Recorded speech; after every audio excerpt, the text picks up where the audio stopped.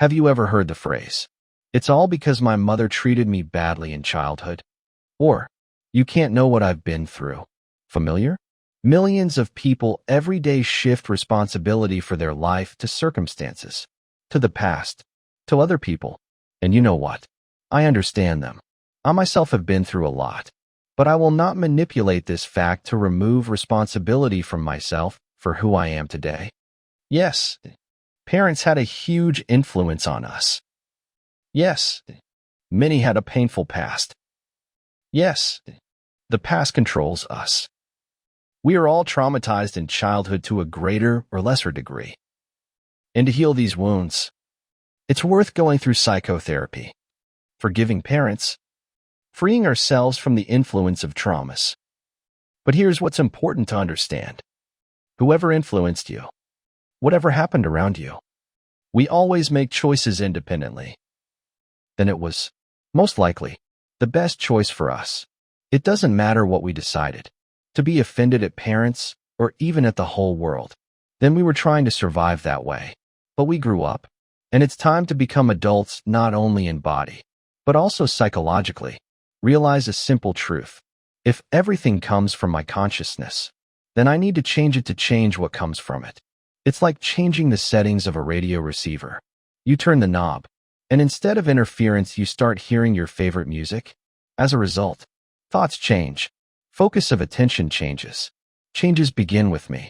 I am not a slave of circumstances. I am not a puppet whose strings are pulled by external forces.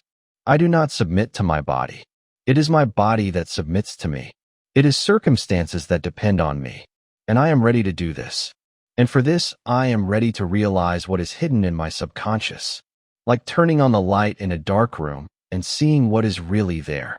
Fleeting thoughts that you subsequently saw materialized could materialize due to general perception. It's like an iceberg. What we see on the surface is only a small part. And underwater is hidden a huge mass of our beliefs. Experience, self, perception, that is, realizations always correspond to your consciousness. Perception of the world, life, or self, perception. Understanding this subtle moment can reveal much to you. What consciousness? Such materializations. The power of attention focus works even inside the mechanism of attention focus power. It's like a matryoshka, mechanism inside mechanism. And this mechanism often depends on your logic, on your faith or experience. If you are used to getting failures from life, then you have developed corresponding thinking. It's like a beaten path in the forest. The more often you walk on it, the deeper it becomes. And even despite the fact that sometimes you think positively and see yourself in a better life, you get not what you want, but what corresponds to your mindset, logic, experience. It's like trying to turn on a light bulb in a house where electricity has been turned off. No matter how much you click the switch, there will be no light until you restore the power supply. Simple example. You can think, today I will receive $1,000 from somewhere. But all the previous time you believed that such amounts are unrealistic for you. In this case, your belief about the limitation of possibilities in life, which you came to through rational and experiential means, will determine your day. It's like a gardener who planted rose seeds, but watered them with acid instead of water all his life. No matter how much you say, grow. Beautiful flower. The soil is soaked with not what is needed for growth. Or, like a person who all his life tuned his inner radio receiver to the wave of failures, and then wonders why he doesn't hear the frequency of abundance. Remember the importance of experiential thinking and logic in the process of materialization. Our mind is not a blank slate on which you can write anything. It's more like an old wall covered with many layers of paint. And if you want to apply a new color, you need to first scrape off the old layers, or at least understand that they are there. Don't forget that your various opinions and viewpoints influence each other. It's like an orchestra. If most instruments play in minor, then one violinist trying to play a cheerful melody will simply drown in the general sound. One belief may not project into reality because it is to some extent blocked by another belief. By the way, If you will see failures during the day and notice only your poverty, then today you will not receive anything new. Unless, of course, you change your attention. It's like walking through a garden and seeing only weeds, not noticing flowers. Weeds won't disappear from this, but the beauty of the world will pass by you. Through attention flows like a general stream of consciousness, consisting of beliefs, faiths, perceptions, viewpoints, opinions, and doubts. Attention is like a camera lens. What you focus on gets into the frame of your life. Sharpness, brightness, composition. Everything depends on how you adjust this lens. This is how a vision of the world is created, and it determines what will come into our life. The world is like a huge supermarket where absolutely everything lies on the shelves. From luxury to poverty, from joy to sadness. And your attention is the basket in which you put goods. What you choose, you will carry home. Can thoughts then be called material? It's more correct to consider the way of thinking material. A separate thought is like a drop of rain. It can fall and evaporate without leaving a trace. And the way of thinking is like a river that sharpens stone, creates a channel, changes the landscape. It is the constant flow, the direction of the current, that determines where this river of life will lead you. Theoretical example. A person perceives himself as a loser, but spends a lot of time on practices to attract a lot of money into his life. It's like an actor who tries to play the role of a millionaire, but feels like a poor person with all his soul. The audience, in this case the universe, always sees the truth, not the mask. He briefly remembers a quarrel with a loved one. The loved one starts a quarrel with him the same day, but money never appeared for him. He didn't attract it into his life.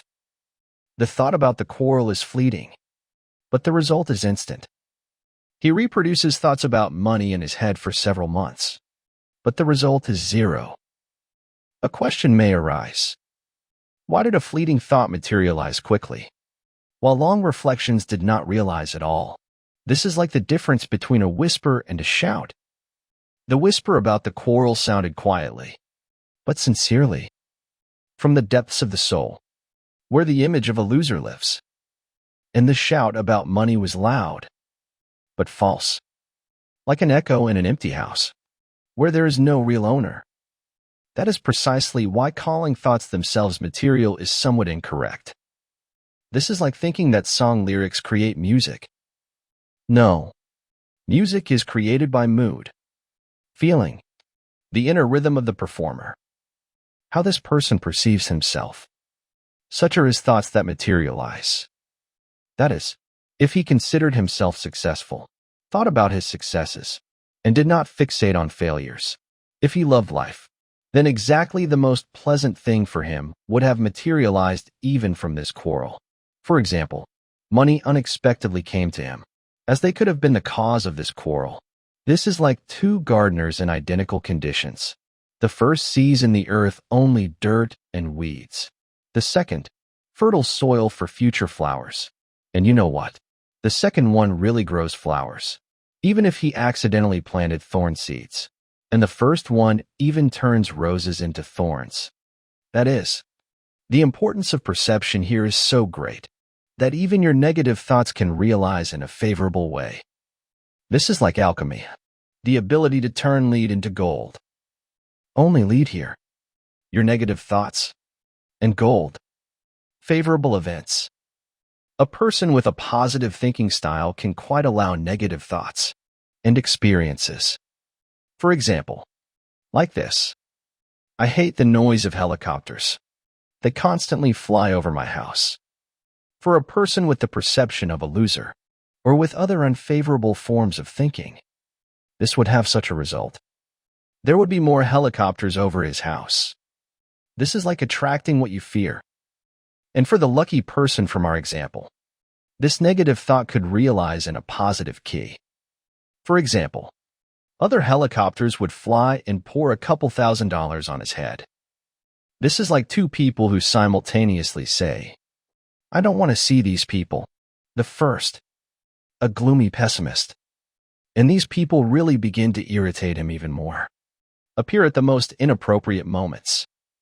The second, a cheerful optimist. And the same phrase leads to unpleasant people disappearing from his life by themselves. And their place is taken by interesting and pleasant personalities. This is what consciousness you need to have. Of course, I exaggerate a little, but actually such things can happen that we really call miracles. But you need to be ready for this. You need to believe in this. It's worth believing in this. This is like being tuned to the wave of luck. Then even interference turns into melody. Then negativity is not scary to you. But some people, due to corresponding perception, experience completely the opposite. Therefore, you can say with full confidence, far from all thoughts materialize. This is the first good news for those who fear their thoughts. Imagine if every random thought came true. The world would turn into chaos. But nature is wiser. It reacts to the deep settings of our consciousness, and not to the superficial chatter of the mind. And here is the second good news for everyone. Into your life is attracted what your perception, mental activity, attention, and so on are collectively directed toward. This is like average temperature in a hospital. Not one indicator is important, but the overall picture. That is, for better understanding, it is more convenient to think that the thinking pattern itself materializes. Your consciousness is like an internal magnet, and this magnet attracts not specific thoughts, but vibrations that correspond to its setting. If the magnet is tuned to iron, it will not attract gold, no matter how much you think about gold. First, you need to retune the magnet itself. Well, and the third good news. Usually materialization happens not instantly, but gradually, in different forms. This is like sunrise. First light haze on the horizon, then first rays, and only then full dawn. And here the power of our attention plays a decisive role. The world constantly offers us something, and we can either ignore this, or direct our attention to this, and accordingly let it into our life. This is like standing on the seashore. Waves constantly bring different gifts. Someone sees only garbage and seaweed. Someone finds shells and pearls. And it's not about what the waves bring, but about what a person chooses to see. First, you will begin to notice how something desired constantly comes to you, but not yet in completed final form, but in the form of some possibilities and hints. This is like seeds that begin to sprout. First a barely noticeable shoot, then leaves, and only then a flower or fruit. These are exactly what you need to discern and constantly support with the focus of attention for successful practice. Attention is like water for a plant. What you water, that grows. You water fears. Fears grow. You water dreams. Dreams grow. This is what we do on the channel, and not only. If you have questions or wishes, write in the comments. I will definitely answer each one. And subscription will give you the opportunity to receive new information and become a participant in this amazing process of knowing yourself and the world.